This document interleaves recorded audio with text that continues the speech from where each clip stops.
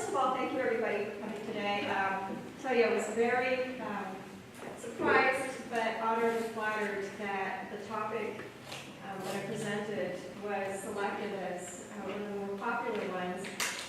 It was a topic that I enjoyed tremendously presenting, and so I'll spend just a few minutes talking kind of the overview of what was presented at the Small Business Summit, but then Brian Martin, our Director of HR for Luxa, is going to carry on the topic, because that is truly his expertise, and I don't want to steal his thunder. So I'm Rebecca Quiroga with Luxa Enterprises. We provide accounting, HR, payroll management to small businesses. And leadership styles has always been an interesting topic, not only from the HR community, but from the business community in terms of what is the ideal leadership style. And there are so many, but without trying to narrow it down and instruct any individual or business owner what their leadership style should be, instead we took the focus of what could your leadership style be in different circumstances, because sometimes a different business circumstance might dictate the need for a different style. And just as a high-level example, we presented 3 types of business environments, one being if you're a small startup company, new business, and new employees. The second one being, what if you're a well-established company, still small, with well-established employees in place, and things are going well, or you're even growing. And then the third example is, what if you're a well-established company, but you're facing economic challenges? And with that, also maybe a lot of turnover, tension, a lot of stress in the business environment. My question would be, does it make sense to have the exact same leadership style in these different circumstances, coupled with the fact that the individuals in those economic environments may also be behaving completely differently? And so this session, very high level, less than an hour, focuses really on what different kind of leadership styles one may adopt in those different circumstances with those different individuals and how they're dealing with it. So that is just the introduction. Now I'd like to turn it over to Brian Martin.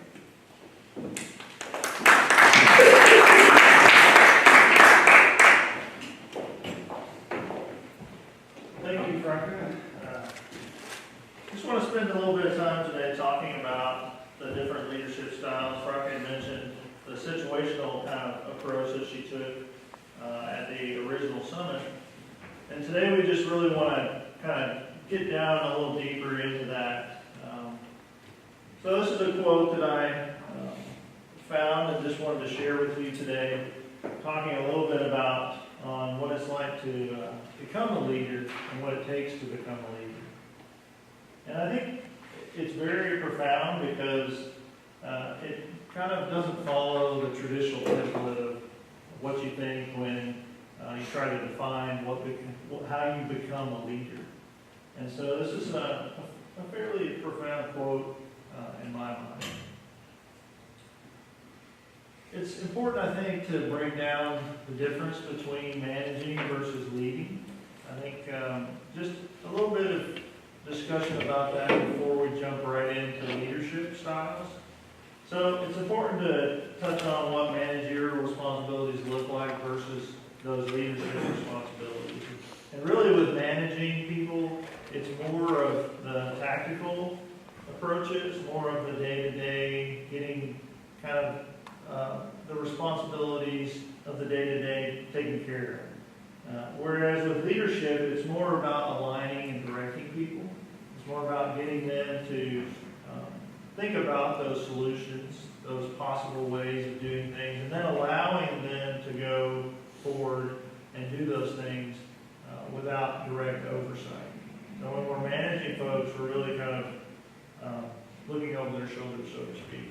We're managing what they're doing day to day, and those are more of the simple day-to-day tasks. Whereas with leading people, we really want to kind of empower them to do what they have been hired to do, giving them some simple direction, but allowing them to be creative and go forth and do things to accomplish whatever task it is in their own way.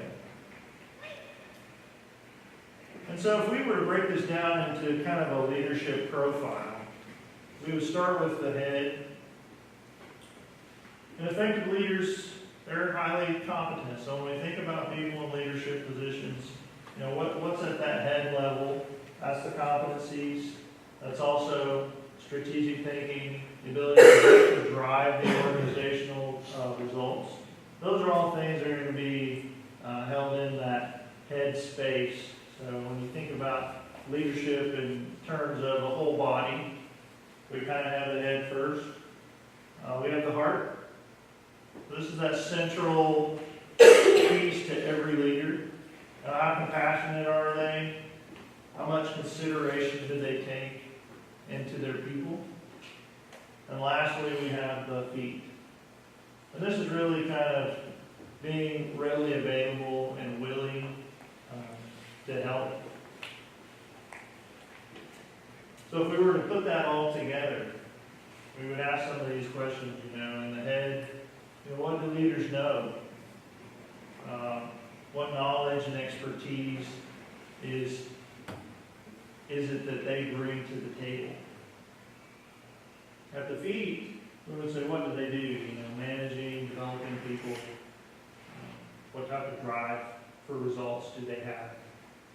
And then centrally, that integrity, that character, that authenticity, those types of things would be central to a success profile for a good leader. So just to recap some of the situations that we kind of talked about that Brock covered in the summit. This would be a situation if you weren't there or we had a new company, maybe with new employees. And what type of leadership style would you take in that situation? You certainly wouldn't want to be hands-off in a new company. Obviously, you're going to want to be more of a hands-on type of leader because you have a new product, a new company. You also have new employees. They're going to need more of that direct control, direct assistance day to day, kind of helping them to get through the daily task and know what to do. Okay. In this particular situation, the leader is going to provide a lot of day-to-day communication, a lot of making sure that everybody gets what they need to do the job.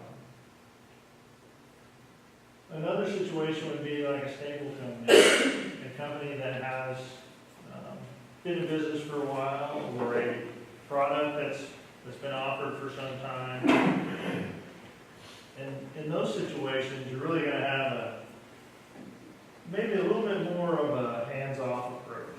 So you're going to really be kind of taking a little bit of a backseat to those drivers of whatever that task is, and just allowing them again to go out and create, go out and find those solutions, and maybe make improvements along the way.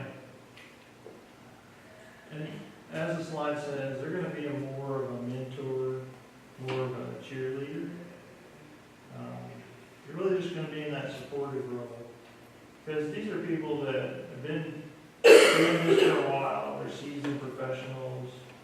Has anybody ever been micromanaged? You don't have to raise your hand. I can tell by the looks in your faces.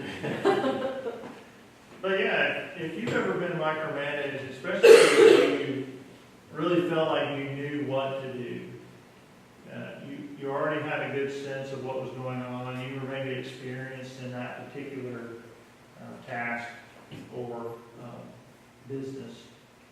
And, you know, how did it make you feel to be micromanaged? Maybe makes you feel a little bit like there's no trust. Maybe you feel a little bit like the company doesn't really believe that you're capable. And those are all reasons why in this situation you do not want to be directly managing people day to day. Because certainly, and some of you can attest to this, if you've been micromanaged, you know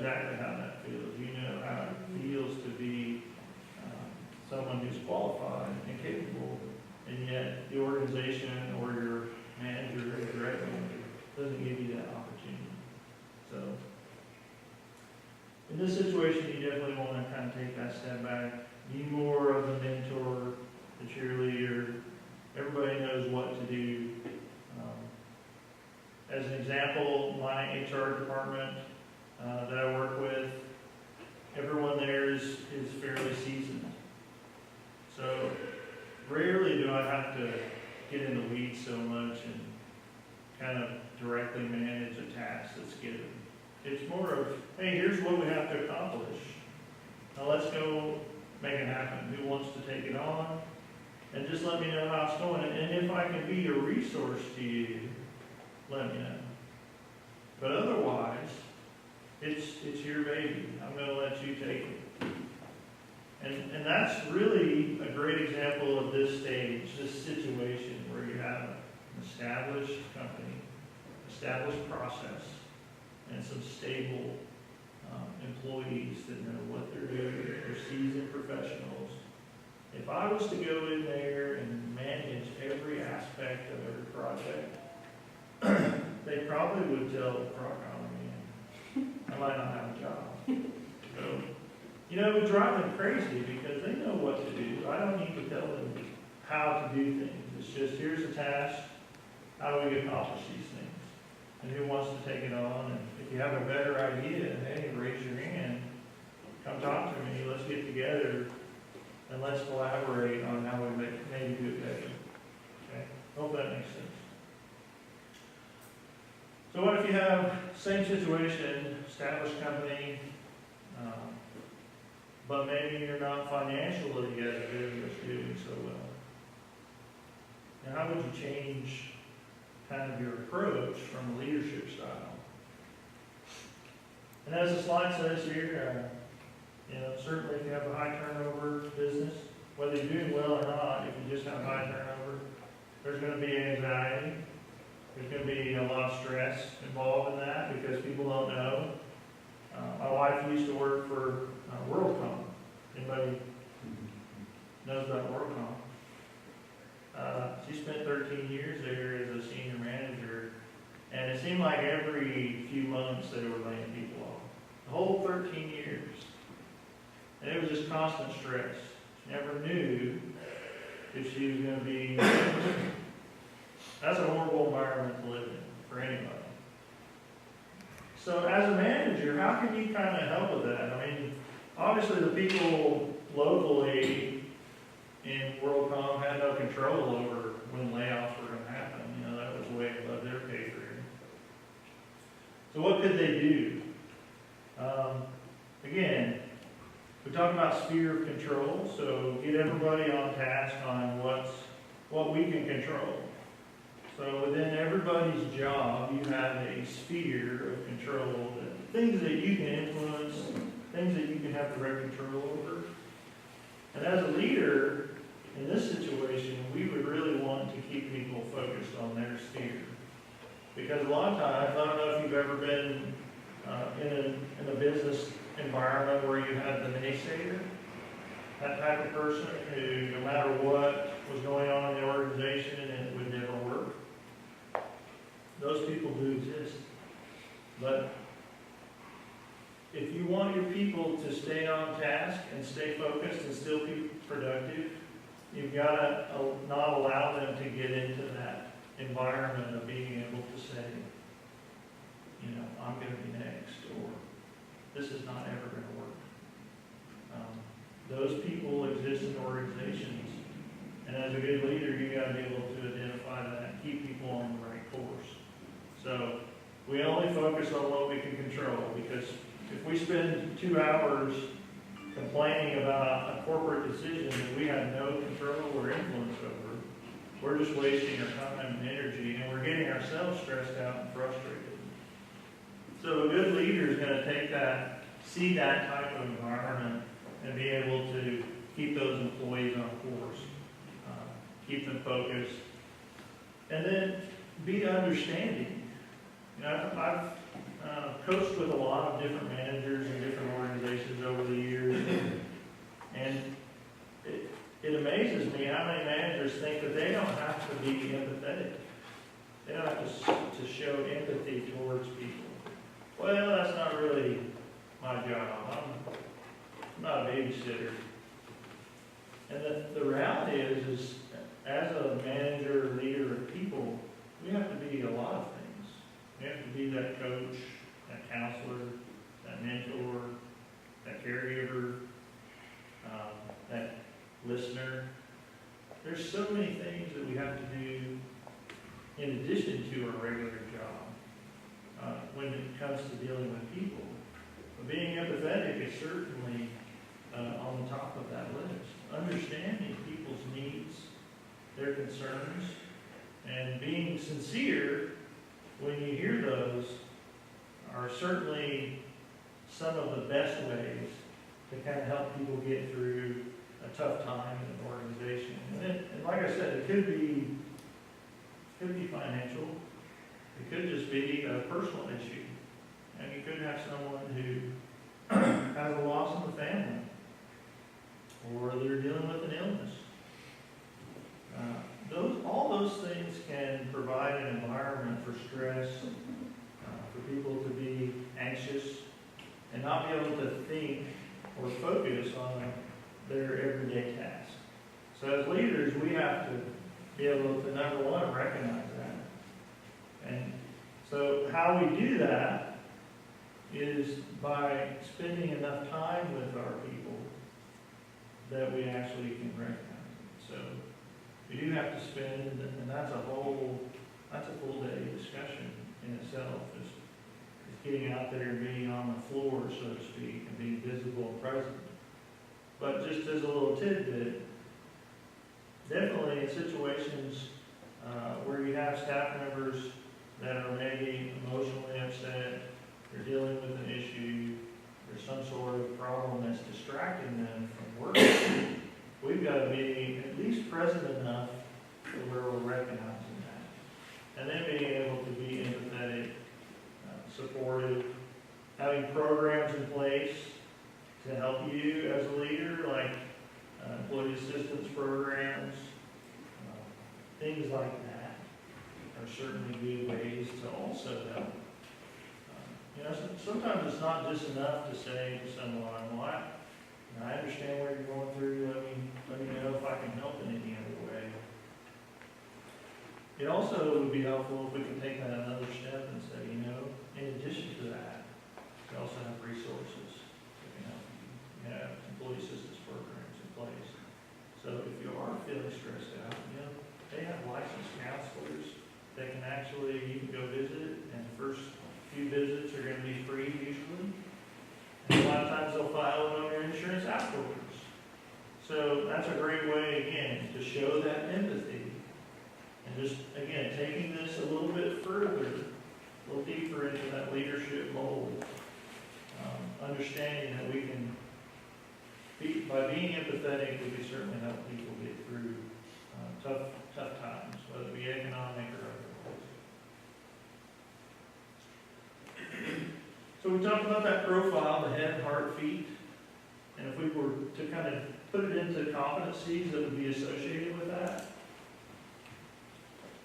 we think that these are probably on the top of the list. These are the competencies that we would want to identify for a successful leader profile. These are the things that you as leaders could maybe focus on in a development plan of sorts to kind of help you get an understanding, at least, of what makes a leader successful. What are the competencies identified? So we have the decision quality. Again, we can all make decisions, but how good are they? So, do we take the time and energy to ask for feedback, to go to our teams and say, what do you think about this? Or our peers, do we take that time with decision quality to really make sure that that decision we're making is truly a good one? Development. Okay? If you're not doing performance reviews or some type of review of your employees, you should be. People want to know.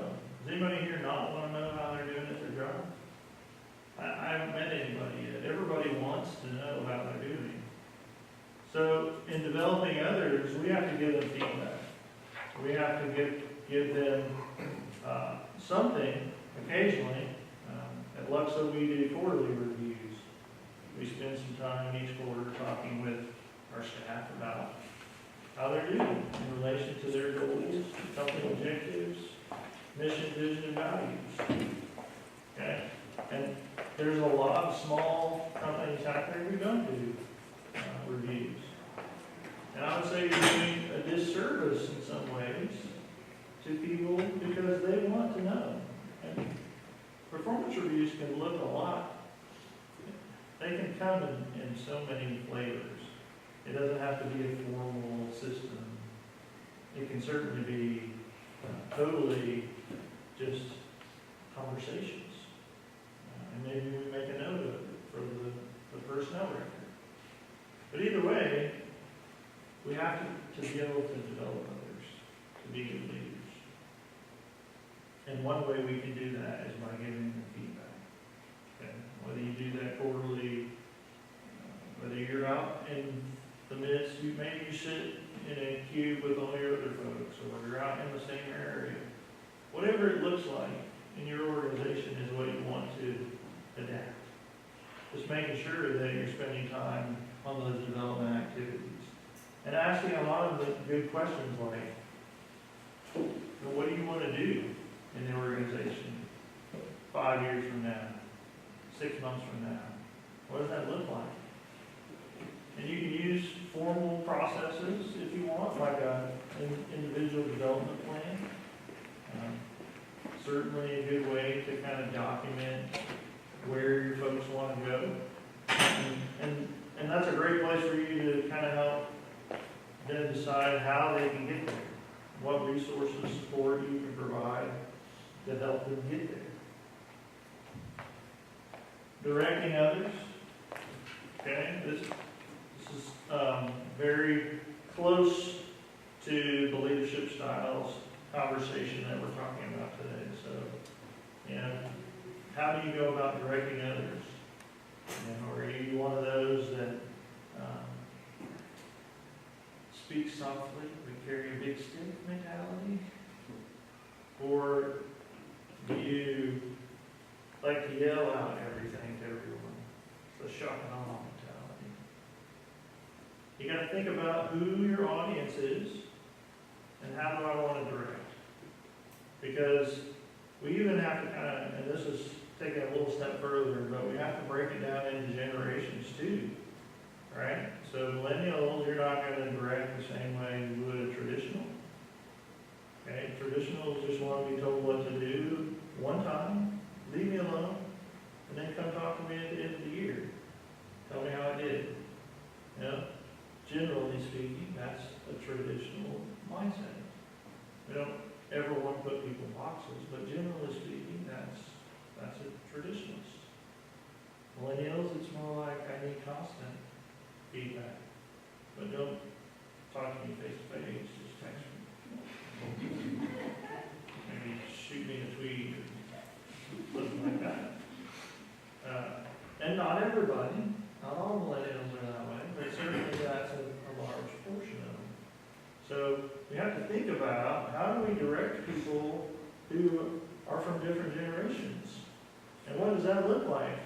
So we have to be students of leadership training and things like this so that we get a better grasp of what those differences are.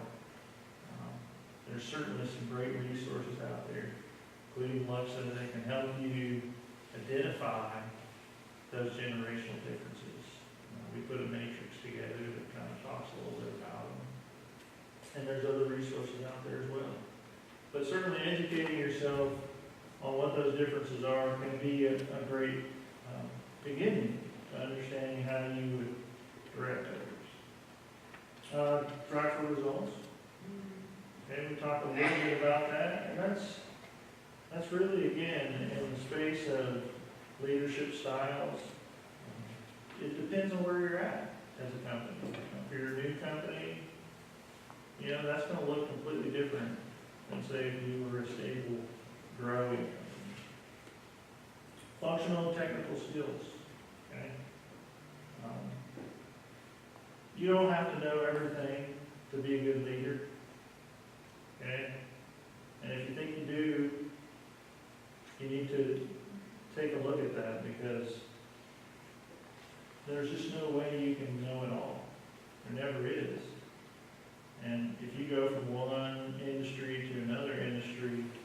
thinking that I'm going to learn everything there is to know about every position below me. It just doesn't work that way. You don't have time unless you want to work 24 hours a day. Most of us work a lot anyway, so I doubt you want to do that. But, you know, I think it's important with the functional and technical skills to make sure that as you go through your performance review process or your individual development planning, you identify what technical skills are needed to be successful. Where are the gaps in folks' performance so that you can identify those and address them with some type of training plan. Integrity and trust. Okay? Trust and empowerment a lot of times can go together. So if you don't trust your people, you're probably not going to send them off to go do a project without your direct supervision. And you probably do. You have to empower your people, and that takes trust. Okay? At some point, you have to realize that the people you hired for a reason. You thought they were the best for that job. At some point, you thought, hey, that's the best candidate, that's the best person for this job. And so you have to empower them.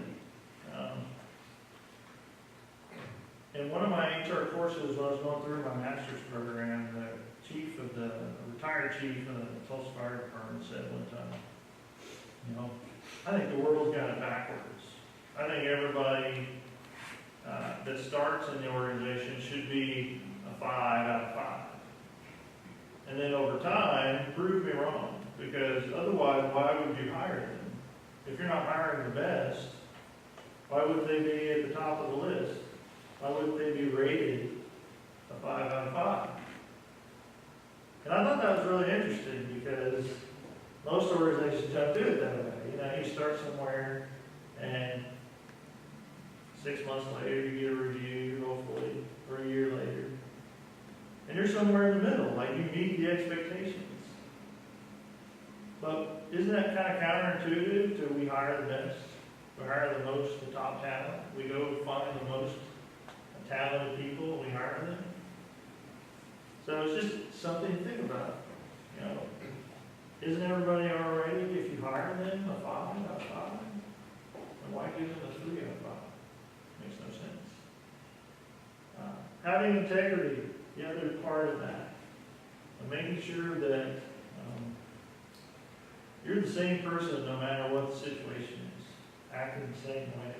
So if you have a bad habit of being reactive to every situation and it looks different, that's problematic for employees.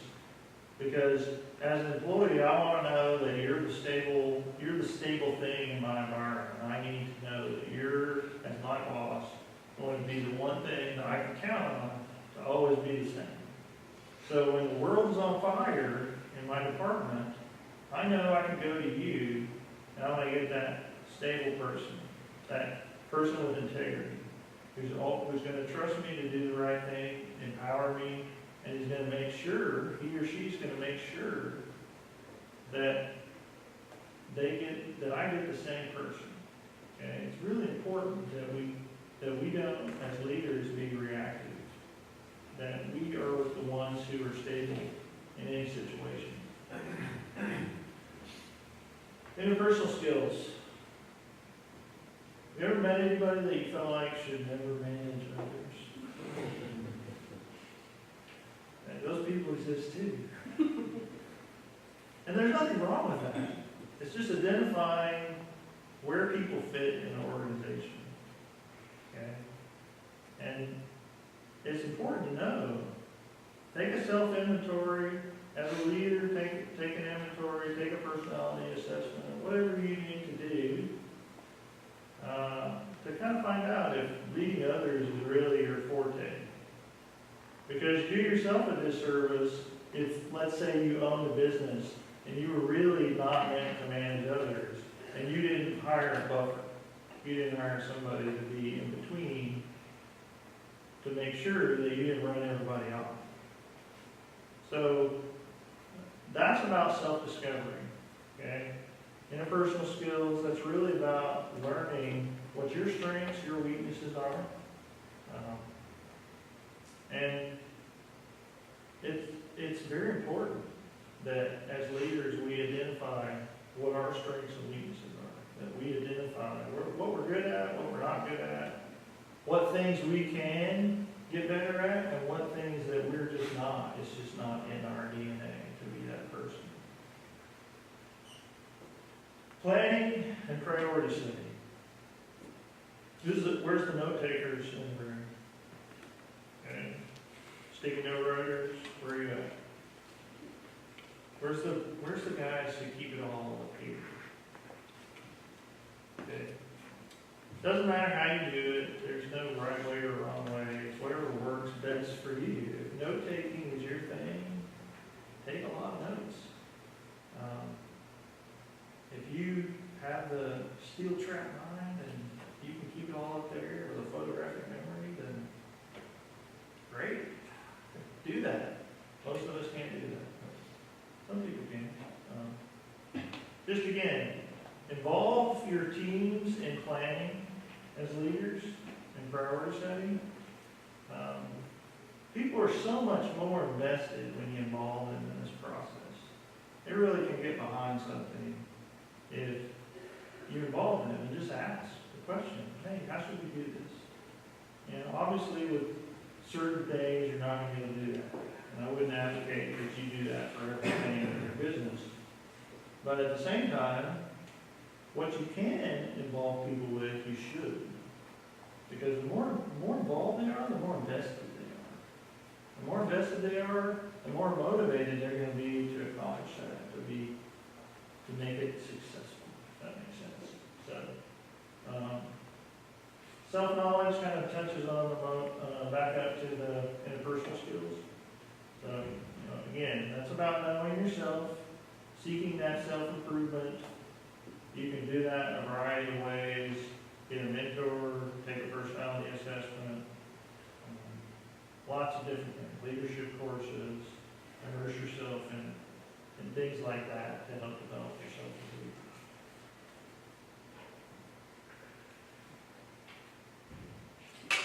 So here's some of the common mistakes of leaders.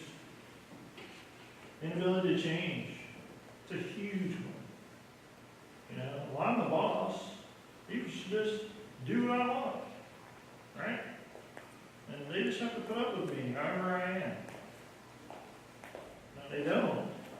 Because in our society, especially in that at-will state, they can't quit you just like you can quit them at any time. So when you go in and you think, okay, well, I get to just be me, and you just have to put up with it because I'm the boss.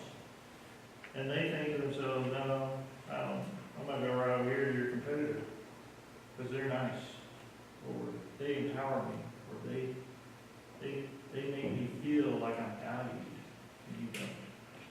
Okay, so again, you got to be able to change. And getting back to the styles, okay, which is what this is really kind of talking about, inability to change during a transition. So we're going from a growing company that's maybe peaked and is starting to decline. Maybe we're going into that situation that people are starting to stress out. We want to be the same person during that. And we talked about that, the different situational approaches to leadership stuff. Problems with interpersonal relationships. Okay? One of the biggest things I've coached managers on is don't bring your baggage to work. Okay? It's really bad if you can't check it at the door. Because as a leader, you have to be able to just, again, going back to that integrity, trust, be the same person. And regardless of what's going on in my lifestyle, my personal life, I'm not going to put that on you if you're my employee. That's not fair. Okay? I brought you in, I'm your manager, I'm supposed to be your rock. And I'm going to be that guy. Okay? No matter what's going on. Failure to build and lead a team. Have you ever felt like or known someone who said, I don't have time to deal with that, I'll just do it myself? Okay? Or you thought that maybe yourself. I don't have time to train someone, I'll just do it myself. I'll do it better even. Okay, that mentality is what gets leaders in trouble a lot. Because, again, if we don't have team members, we don't have a team. And usually that means we don't have a company. Because without the people, we don't really have anything, right? People are our most important resource in most companies. Because without them, we don't need to worry about it. So is the manager the most important person or the people? Okay, I would advocate that it's the people. The manager can be replaced over and over again, but the people that know, the people that have the technical skills and the knowledge, they can't be easily replaced. I can bring in a new manager over and over again. The people are most important. So how do we build that team? Again, we go back to a couple slides ago. These things. What's the successful profile of a leader? Okay. Failure to meet objectives. Well, we all know that. And we don't do the job we're hired to do. We don't have to. Unless you're working somewhere that I need to go work. You can stay there and keep your job. I don't know. Maybe in politics. No particular party affiliation. Don't attack me. So digging a little deeper into development, and I'm going to go for a few more minutes and then we'll open it up for questions. How do you drive your development? Okay, we talked a little bit about how you do that through different activities, different things that you can do. But 10% of your development is really achieved through reading and training courses. So you're going to get about 10% of what I said today. Typically.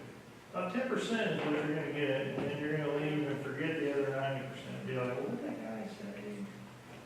I forgot. And that's normal. That's the way adults learn. Okay? 20% is feedback, observation. Okay? That's the other 20, so we're up to 30% now we've got. 70% is OJT. Okay? Problem solving, tasks. But really doing it. Getting in there and just doing it. So, when we get a mentor, that really can help us because we're still doing our job, but we have a mentor giving us maybe those experiences, helping us with those experiences. And that's really how we're going to take it home. That's how we're going to keep it in our heads for the long term, is by putting those experiences together. So how do we learn to be better managers and leaders? We feel it's a combination of things. It's a combination of assessment, challenge, and support. And where we have those things all working in concert, in the middle, kind of overlapping, is really that sweet spot where we learn to be better managers and leaders. Now, if you're a person that believes that leaders are born,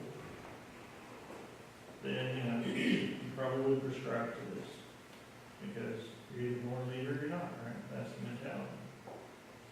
But if you believe that leaders can be made, then certainly this is something that would apply to that. Assessment. Okay, that's that. Taking a step back and self-evaluating. Okay, we're self-assessing. We're looking at ourselves and saying, what am I good at? What am I not good at? Okay? The challenge comes from maybe those expanded roles that we haven't been really exposed to. Okay, we go back to this slide. on-the-job experiences, tasks, and problem solving. Being kind of pushed to do things that aren't comfortable for us. Okay? I'm an HR guy, but you know, we're an accounting and HR and payroll firm. I've had to kind of learn accounting to some degree. Don't ever ask me to do it. But I had to learn it, at least, so I know what we're talking about, and I can try to help. Same thing, it's not comfortable because I'm not accounting. And the support. What kind of support you as a leader or you as an employee, what type of support do you receive? Are you getting direct support from your manager? Do you have a development plan in place? Do they give you challenging but attainable assignments? Those are things that kind of help us put that all together. They kind of help us get that. How do we be better? Okay? Because as business people, we should always be striving to improve ourselves. Because nobody reaches that pinnacle of nirvana that says, I've learned it all. I have arrived. And I can just be at peace. It just doesn't work that way. Because the world changes all the time. Okay? So we have to change with it. So we're constantly going through this. Training, understanding, relearning things, experiencing things so that we can get to that 70% that kind of puts it in there for good. And the way we do that is action, reflection, action. Okay? So we go out, we do it. It's kind of like crawl, walk, run mentality. We go do it. Then we reflect on it. So if you get a project, as an example, you get a big project, you're going to work through that project, and then you're going to take a step back at the end of it and say, okay, what went right, what went wrong, and what could we do differently? And then you're going to go do that same type of project again later and go through the same cycle. Okay? In the military, we call it after action review, AAR. Very similar mentality. But once you do the action, you take some time to review it, get feedback, understand what went